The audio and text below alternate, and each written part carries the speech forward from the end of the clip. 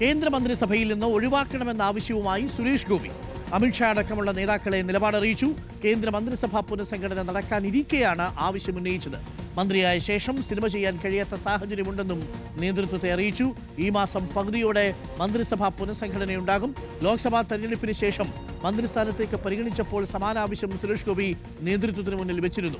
Nobel മാരിക്കാരനുണ്ട്. Nobel Marikkaran, Suresh Gopi ഒരുപക്ഷെ ഒഴിവാക്കിയേക്കാനുള്ള സാധ്യതയുണ്ടെന്ന സൂചന നമുക്കുണ്ടായിരുന്നു. ഇത് സുരേഷ് ഗോപി തന്നെ ഇപ്പോൾ അങ്ങോട്ട് പോയി എന്നെ ഒഴിവാക്കി തരുമോ എന്ന് ആവശ്യപ്പെട്ടത് അവസ്ഥയാണെന്ന് തോന്നുന്നു. നേരത്തെ തന്നെ ഈ സഹമന്ത്രി സ്ഥാനത്തിൽ ഒട്ടും തൃപ്തനല്ലായിരുന്നു സുരേഷ് ഗോപി. ആ സമയത്ത് തന്നെ സിനിമ ചെയ്യണമെന്നും തനിക്ക് സാമ്പത്തിക നഷ്ടമുണ്ട് എന്നുള്ള കാര്യവും അറിയിച്ചിരുന്നു. പക്ഷേ അത് പ്രധാനമന്ത്രി സമ്മതിച്ചിരുന്നില്ല.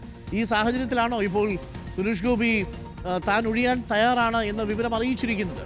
അരുൺ, സുരേഷ് ഗോപിയെ സംബന്ധിച്ച് ഇപ്പോൾ അദ്ദേഹം ദേശീയ നേതൃത്വം, പ്രത്യേകിച്ച് കേന്ദ്ര ആഭ്യന്തരമന്ത്രി അമിത്ഷാ അടക്കമുള്ള ആളുകളുടെ മന്ത്രിസഭയിൽ നിന്ന് ഒഴിവാക്കി തരണമെന്ന ആവശ്യം മുന്നോട്ട് വെച്ചു എന്നാണ് അറിയാൻ കഴിയുന്നത്. പ്രധാനപ്പെട്ട കാര്യം എന്ന് പറയുന്നത് നിരവധി സിനിമകൾ പൂർത്തിയാക്കാനുണ്ട് എന്ന ആവശ്യം തന്നെയാണ്. അതുമായി ബന്ധപ്പെട്ട കാര്യം തന്നെയാണ് അദ്ദേഹം നേതൃത്വത്തെ അറിയിച്ചിരിക്കുന്നത്. ഒറ്റക്കൊമ്പൻ പോലുള്ള പല സിനിമകളും, വലിയ ബിഗ് ബജറ്റ് സിനിമകൾ വരാനുണ്ട്. ആ സിനിമകളുടെ ഒരു പൂർത്തീകരണം നടക്കണമെങ്കിൽ, പ്രത്യേകിച്ച് മന്ത്രിസഭയിലേക്ക് എത്തിയതിന് പിന്നാലെ സിനിമകൾ ചെയ്യാൻ കഴിയുന്ന സാഹചര്യം ഉണ്ട്. ഇത് വലിയ പ്രതിസന്ധി ഉണ്ടാക്കുന്നുണ്ട്. ആ പശ്ചാത്തലത്തിലാണ് ഇപ്പോൾ മന്ത്രിസഭയിൽ നിന്ന് ഒഴിവാക്കി തരണമെന്ന ആവശ്യം എന്താണെങ്കിലും സുരേഷ് ഗോപി നേതൃത്വത്തിന് മുന്നിൽ അറിയിച്ചിരിക്കുന്നത്.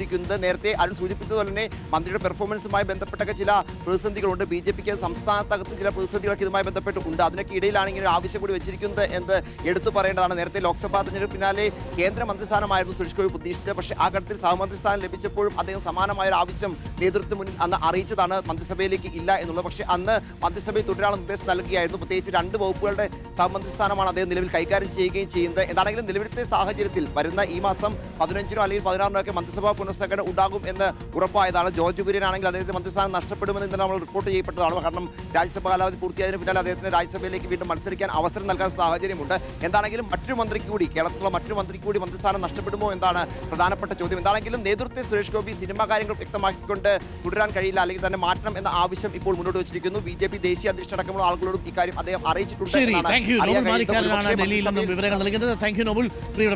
അങ്ങനെയാണെങ്കിൽ ഇപ്പോൾ രാജ്യസഭാ അംഗത്വം നഷ്ടമാവുന്ന ജോർജ് കുര്യനും മന്ത്രിസ്ഥാനത്ത് നിന്ന് ഒഴിയും, സുരേഷ് ഗോപിയും മന്ത്രിസ്ഥാനത്ത് നിന്ന് ഒഴിയും. ഇവർക്ക് പകരം ആരാണ് വരാൻ സാധ്യതയുള്ളത്? അനിൽ ആന്റണിക്ക് സാധ്യതയുണ്ടോ? അനൂപ് ആന്റണിക്ക് സാധ്യതയുണ്ടോ എന്നൊക്കെയുള്ള ചോദ്യങ്ങളുണ്ട്. അവിടെ കെ സുരേന്ദ്രന് എവിടെ സാധ്യത? കെ സുരേന്ദ്രനെ സംസ്ഥാന തലത്തിൽ നിന്ന് ദേശീയ തലത്തിലേക്ക് ഉയർത്താനുള്ള സാധ്യതയുണ്ടെന്നുള്ള വിവരം വരുന്നുണ്ട്.